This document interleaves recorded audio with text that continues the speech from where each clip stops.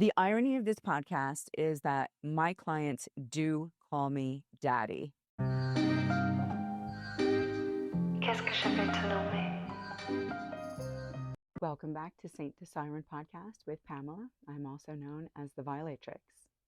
When we finished the last episode, we were talking about my client who had a young wife that he had requested I work on her and turn her into what's known as a hot wife, a wife that sleeps with alpha bulls and treats her husband as a cuck or a cuckold. And he basically is pussy free.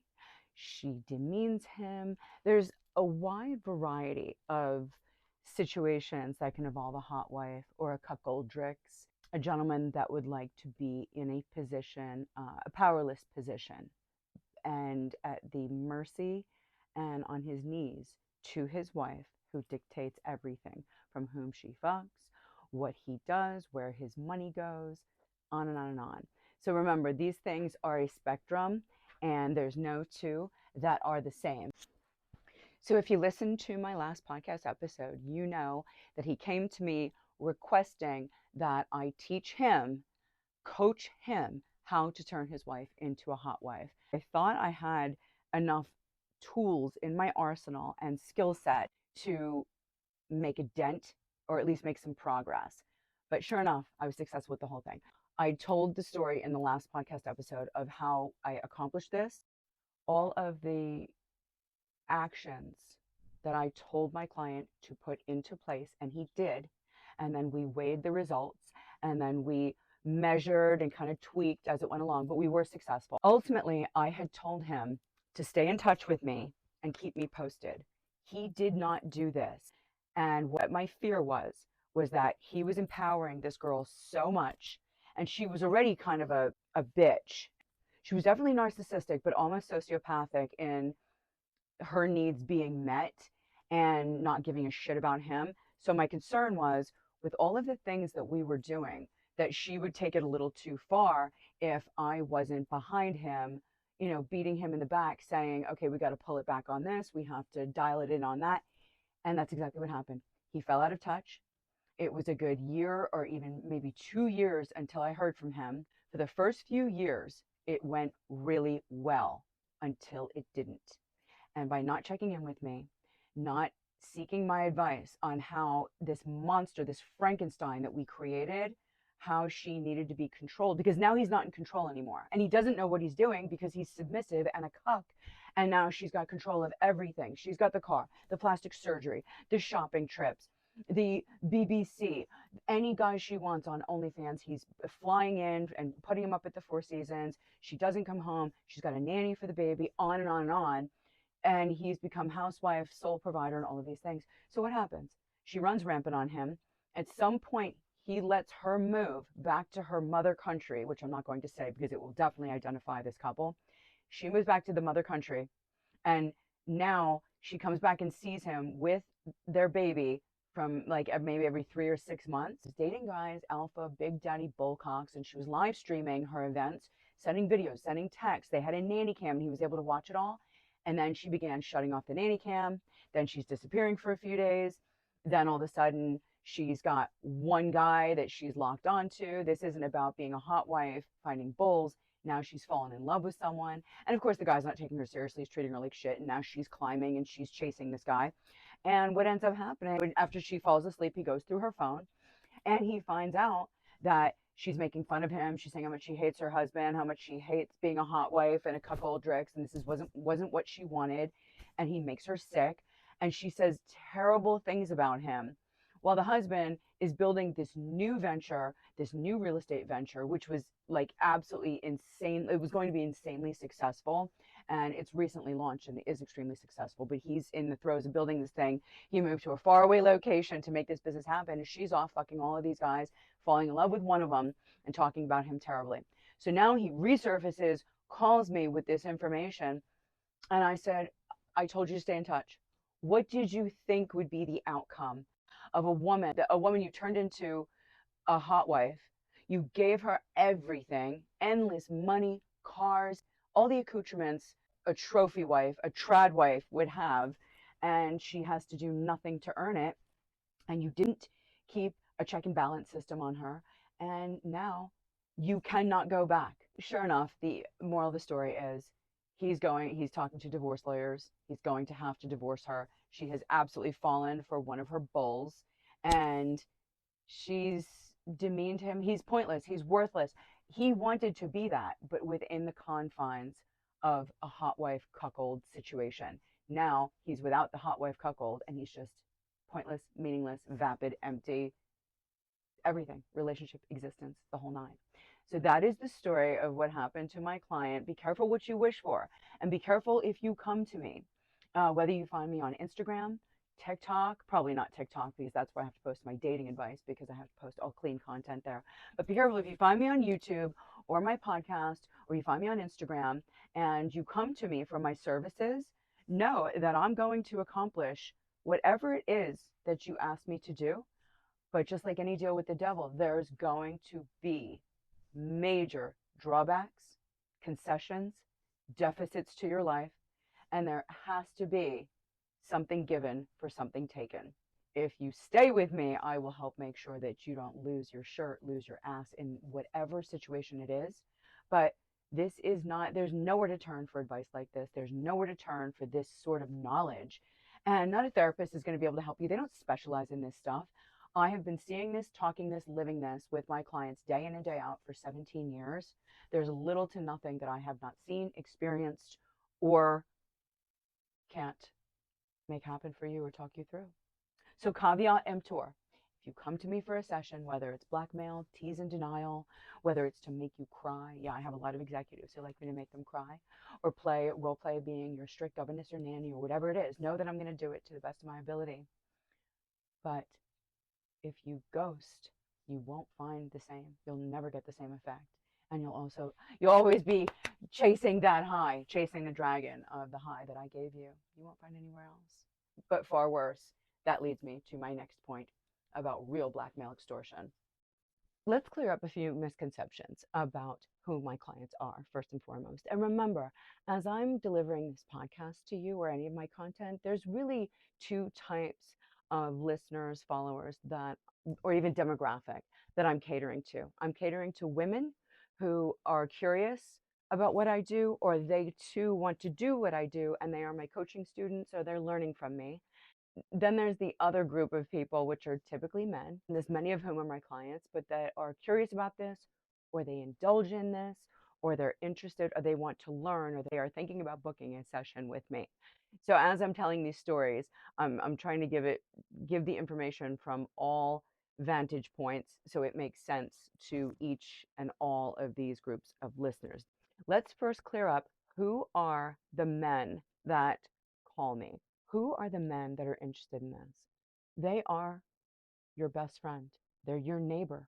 They're your kid's soccer coach, are your professor. They are Fortune 100, Fortune 50, C-suite executives. What is C-suite? C-suite is CFO, CMO, CEO. Those are C-suite executives, presidents, vice presidents of companies, doctors, lawyers, surgeons. The majority of my clients are attorneys. Some are actual litigation attorneys, many are criminal defense, and then others are corporate attorneys. But the largest majority of my clients are attorneys. Then the next largest group would be finance guys, San Francisco and Wall Street. And then my next biggest group would be surgeons and particularly anesthesiologists. These are the types of men who are calling me. I have a billionaire client whom I reference often. He is in Manhattan and he's an interesting guy. I think he's actually just a little bit older than me, but he's been my client for years. He lives much of the year on a yacht in the Bahamas. The rest of the time, he lives in a penthouse in New York City, and he's got properties all over the world. He owns an incredibly successful and well-known business in Manhattan, and he he has a girlfriend, and he likes to be dominated. Sometimes he is a cuckold to her. She does not live in the same city. She lives across the country. So sometimes he'll call me. He likes me to make him cry. Early on in our very first conversation, I was able to get out of him full name, information, date of birth, social security number, his checking account information, his savings account, all his bank wire transfer numbers. And that is because he is a findom client. He is turned on by anything that has to do with financial abuse, anything that has to do with me using him, abusing him, or dominating him, and somehow having that tied to his money. I have had not one, not two, but probably a dozen calls on the platform, the service that I work for. I don't just go out and hand out a business card and find clients on the street. I don't get my clients off of Twitter. Now that I'm doing all of these mediums, I'm getting clients from social media, YouTube, some TikTok, TikTok Lives, and Instagram. But the majority of my clients come to me through the service for whom I have worked for 17 years. I've had the same listing for 17 years, and I've been $3.99 a minute to call me for 17 years, and I do phone with Cam. I have had this happen no less than a dozen times where men have come to me, reached out to me through the service, through email or chat, and said the following: I connected with a girl on here, on said service. I will not mention the name of the service because they're not paying me to promote them. So I refuse to say the name of the service. And I also don't want to get sued for what I'm about to say. These gentlemen would say to me, textbook, the same message every time. I connected with a girl on here. She was great in the beginning. Everything was going well. I wanted to play with her. Sometimes they were playing in blackmail and extortion, and sometimes had nothing to do with blackmail or extortion. Sometimes it could have been in the findom realm, and sometimes it was just strictly dominatrix, or it could even have been submissive girl. But either way, they entered into a power exchange, which is what domination and findom is. It's an exchange of power. And the girl took it too far, had explicit pictures, videos, and all sorts of information about the man, found out where he worked, or found out his wife's information through Facebook, and began extorting him. The last person to call me and ask for my help on this, the woman, the PSO, the phone sex operator, cam girl, she was extorting him for $25,000, about to send pictures of him in panties with dildos in his mouth, up his ass, to his higher ups, the owners of his company, the president, vice president, etc., the board of directors. Now he's asking me what to do. My response to these men is the same every time. And here's what I say. First of all, I'm very sorry to hear this. Secondly, why do you come to me now when you see I have 1,500 positive feedback? I've been on here 17 years. I have photos. I do phone and phone with Cam, which means you could have verified I am who I say I am. If they just do phone, they can use a voice changer. They could be a man. They could be someone in the process of a sex change and they're on hormones. They have a very high pitched voice and they are a man. Or they could be a girl who's being trafficked, or just a girl who's complicit with a trafficker or a person or a pimp type behind her who's making her do these things. Or she could just be an evil bastard. It could be any of those. So my question is, why did you not come to me in the first place before you called a faceless phone listing, revealed and divulged all of your personal data, and now you're about to be fucked, and now you come to me? There is nothing I can do for you at this point except for tell the police, cancel all your credit cards, put a lock on your SS number, put a lock on your credit files, call your bank, switch your bank accounts, get ahead of it by, once you file the police report, say that you're being extorted and somebody is using AI deepfakes. And lastly, you need to call the platform for whom we work and report this person. A lot of times they tell me they're afraid to go to the police because of the nature of what we do, because of the adult nature and the incredibly embarrassing nature. I am not out there supporting men cheating on their wives or supporting internet porn. That is not what I do. I am a safe place for men who are lifestyle men, kink and fetish lifestyle, from small to severe, who are locked in vanilla marriages, who thought they could kick the habit years ago or they wouldn't need to give in to the addiction. But inevitably, invariably, they can never outrun this addiction. This addiction will rule them. It will rear its head. It will rear its ugly head like a snake. And once you have a kink or a fetish such as this, it never goes away. And what I typically find is men between the ages of 35 and like 42, they come to me because they can't take it another day. Their wife doesn't understand it. She doesn't want to participate. They can't go without the kink or fetish. They can't get off without the kink or fetish, not in the way that they would like to, because of this thing that they experienced when they were 18, 17, 16, 14, whatever it was, some stimuli, whether it was a movie, an actual real life situation, or some event, and it hard locked in their psyche, and they simply cannot live without it. That is what I do. I keep marriages together. I don't let them shame their wives, lie to their wives. I handle things very discreetly. So I'm more of a counselor in this respect, encouraging men to keep this separate from their wives and keep their wives and families safe and bring it to me under the cover of darkness to keep your dirty little secret hidden.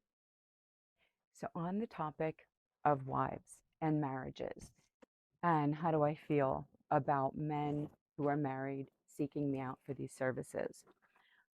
As I mentioned, I am a big fan of men who dabble in this lifestyle, anything alternate lifestyle, alternative lifestyle, dominant, submissive, any sort of extreme kink or fetish. I'm a big fan of a man keeping that away from his marriage and keeping these things separate, especially if the wife doesn't know at the onset and then they try to bring her into these things later on. I've rarely, if ever, seen that work. When a woman goes into a marriage thinking the man is this upstanding family man and she's expecting kind of a vanilla life, vanilla marriage, rarely does it work when he tries to switch it up 5 or 10 years down the road.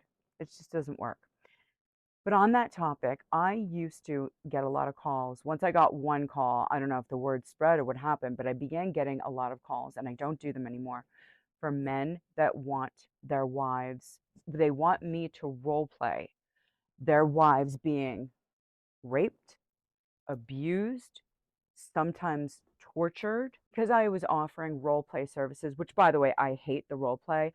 I will have clients send me an email through the system and like a 3-page script they expect me to read and role play as I'm his wife, I'm fucking my my personal trainer. He comes home and finds me, or the more popular one, the personal trainer is a big one, and he finds his wife fucking the personal trainer, and it like super turns him on, but it's not supposed to turn him on, and like you can read through it, and you're like, this is so gay.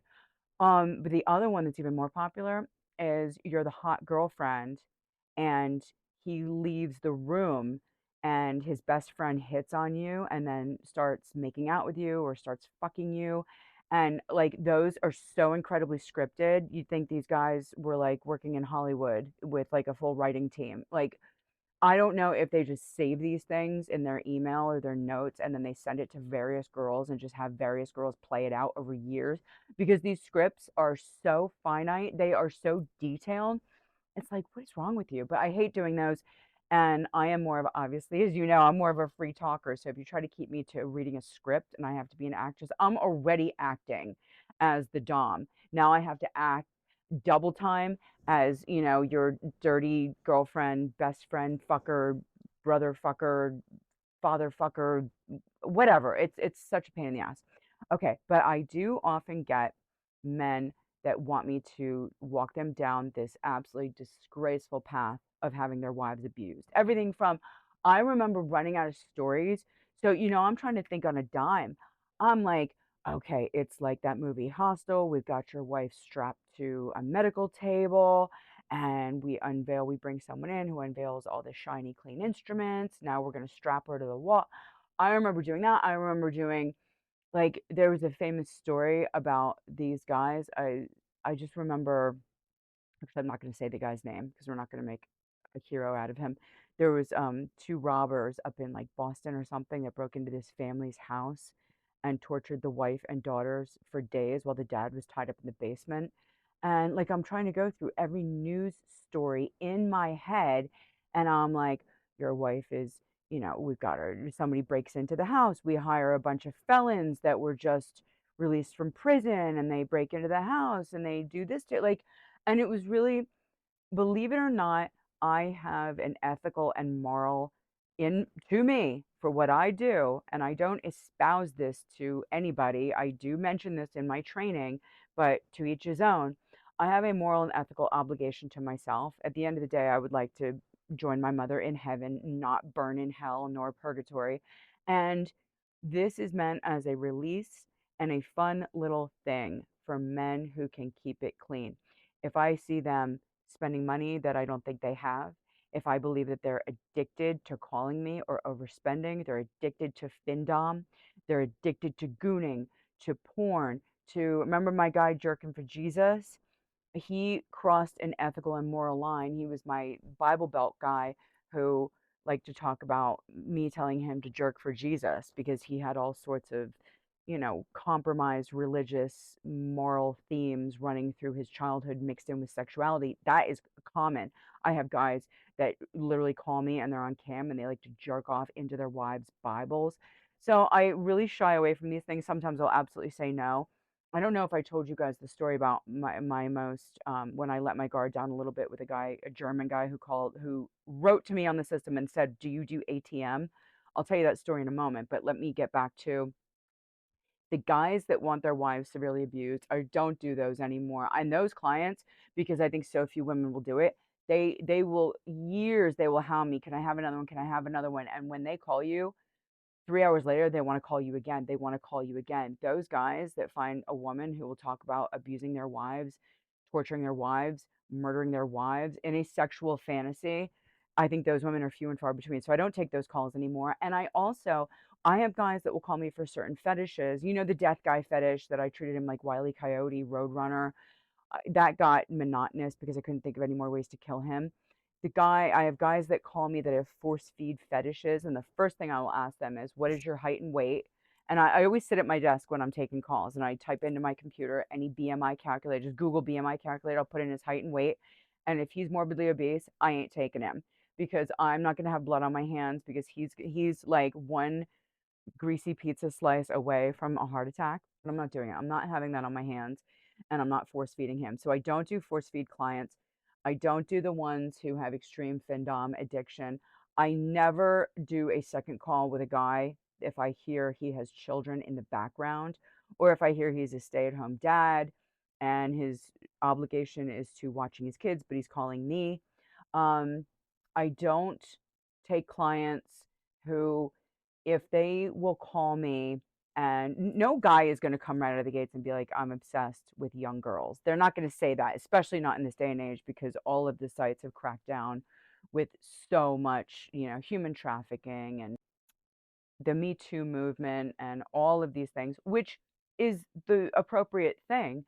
But the sites have cracked down so much that these men are really minding their P's and Q's when they call and ask for, what you'll do. What they will often do is call and say, I have a role play fantasy scenario where you play like a younger girl, but they don't say like, you know, teenage girl. They don't say anything like that. They'll say something like you're 18. As the role play unfolds, or I ask for more information because I'm big on asking questions for a multitude of reasons. A, understanding what kind of session they want. B, understanding where I need to take that session to. And C, I'm trying to vet them to find out if they're a stay and pay long term client. But I'm asking these questions surreptitiously, kind of, wrapping them into um, session questions and that sort of thing. They will often send you a role play that involves them and then like their stepdaughter. And the minute I will hear stepdaughter, I'm out. Like I am absolutely out because that is not what I'm here for. I am sure there are women across the internet around the world who will cater to that. I ain't one of them. I have certain goals for what I do for my PSO. One of my goals is to break into the Dubai market. I I believe in my heart of hearts that any of these guys that are buying their wives the big bags and things, they're walking around with the, I don't even know what you call it, the chic type outfit. I believe that many of these men wish they were their wives, at least in what I see in the way that they pamper them. So I'm waiting to break into the Dubai market and have the guys call me who are completely closeted sheiks.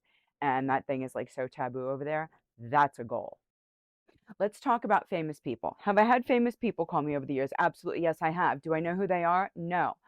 But I was watching the Charlie Sheen documentary like 2 weeks ago, and I'm watching it and I'm listening because I knew that he was going to cross some themes that would cross over into what I do.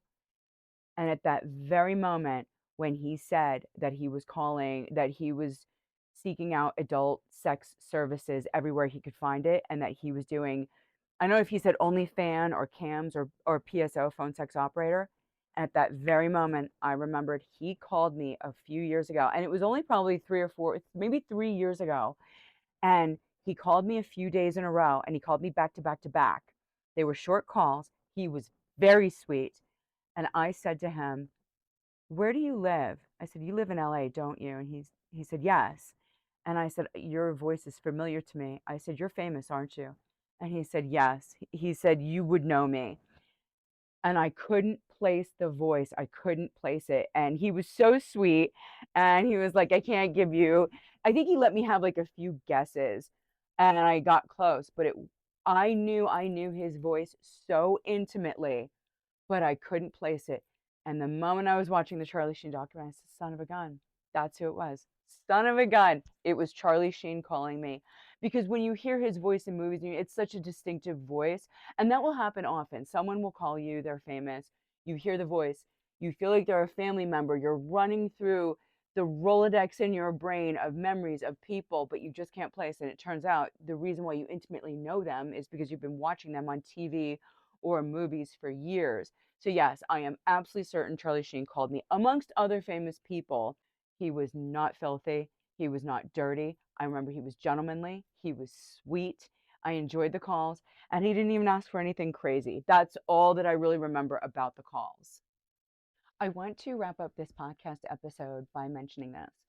My intention with this podcast was simply to find a platform where I could speak more freely than I could on TikTok or Instagram or even YouTube, because this is an uncensored platform for me. So I could really tell you the true stories with all the nitty gritty, disgraceful details.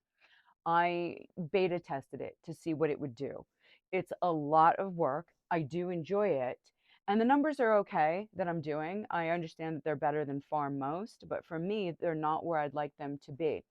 So if I'm not getting more of a viewership, a listenership, I'm only planning on doing 12 episodes.